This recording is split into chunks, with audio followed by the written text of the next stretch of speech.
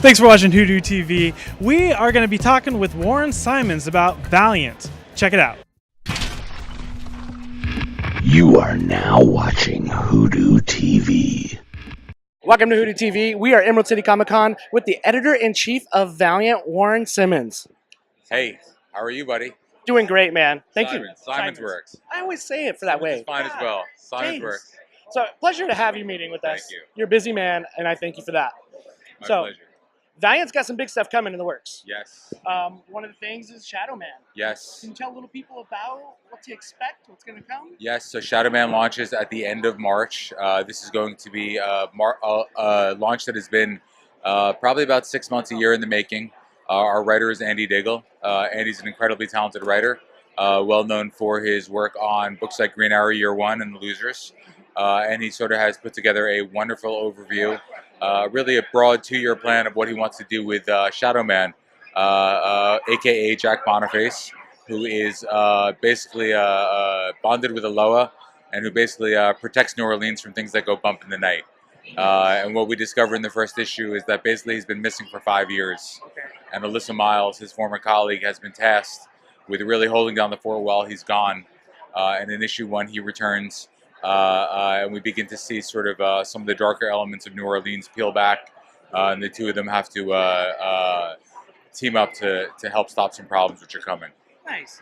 I heard people ask, and what is Shadowman's actual powers? Yes. Like, that is a great question. He can blend into the shadows, which is one, but that's not all he can do. He also has access to his Loa, which he's bonded with, which provides him with a great deal of powers like strength, speed, things like that, an ability to travel into the dead side, to navigate and live in the dead side, which most people cannot do.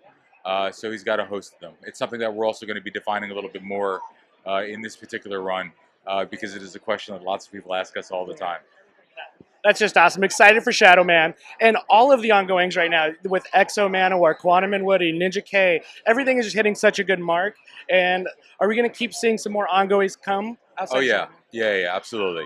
2017 was a banner year for us. We relaunched Exo Manowar.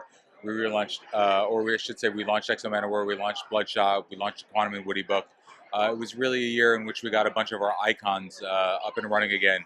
And in 2018, we've got a bunch of... Shadowman was the one that was missing from that list, and we were sort of holding back and leaving that for our March launch because that's a key book for us, key launch month for us. We launched Exo in March 2017. We're going to launch Exo in March 2018.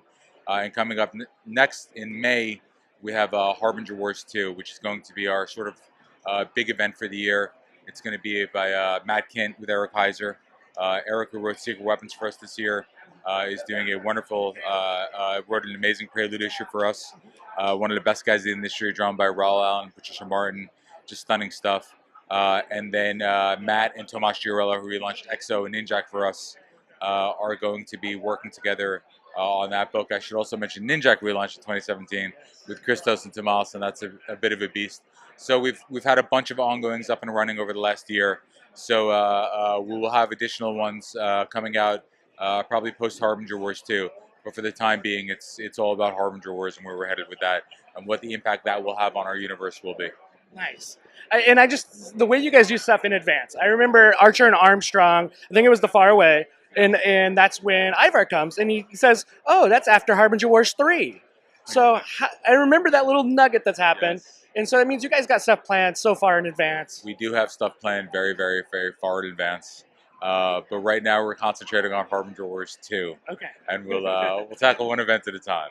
That's right. So we got to survive this war first. And so this was initially stated, I think it was 4 issues at 44, and now we're going 6 at 32. Yes. Is that right? Yes, that is correct. After reviewing the format and taking a look at it and talking with the team, we felt like this format worked well as well. So Eric is handling the prelude issue, Matt's handling the 4 issues, and then we have an aftermath. So when it's all said and done, we'll wind up probably having cut back 2 issues. But I think that this format still works. I didn't want to also stretch it from an editorial standpoint too far, and having 44 pages per month and then a possible prelude and aftermath would have made the thing very, very, very big. So I feel like this is going to be tight. One of the things that I really love about the Valiant books and that I've really enjoyed working as the EIC there, is that most of our arcs are 4 issues long. We try to get in, we try to get out quickly, we try to move quickly through it. So I don't want to have to do something where we need to tie 15 or 20 books in to the event. I just want to try to drill down on the story as much as possible and then go from there. And luckily we have 2 incredible writers with Matt and Eric who've basically done just that. That's great, and that's the art's accessible. And then around the corner is going to be Free Comic Book Day with the Shadowman tie-in. Yes, we have a 6 or 8 pages, I forget which one exactly, from issue 1 of Shadowman will be in that issue, as well as a bunch of other stuff that we're going to be showcasing from this particular year. We actually just sent it to the printer last week, so I'm intimately aware of everything that's in there. We've got a beautiful double-page universe image in there as well, so there's a lot of good stuff in there. That's great. Last year I remember seeing something about PSI-LORDS coming. Do Yes. we know anything? We'll see where we are post Harbinger Wars too, but we have a pretty kick-ass story, I think, for that one. That's great. And I also heard Jody Hauser said she's got some more Faith stories in mind. Yes, we have an amazing pitch in from Jody. It's something that I love and that we're pretty excited about. Faith has been one of our huge breakout hits. It's been a international phenomenon, went all around the world. It's one of the things that I'm proudest of is my 10 years EIC at Valiant.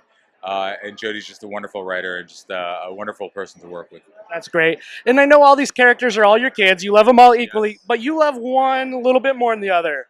Which one? Hassenpfeffer. Hassenpfeffer. Hassenpfeffer. I think it's been a very Hassenpfeffer themed weekend. Right. So I think we'll go with Hassenpfeffer, the rabbit. Right.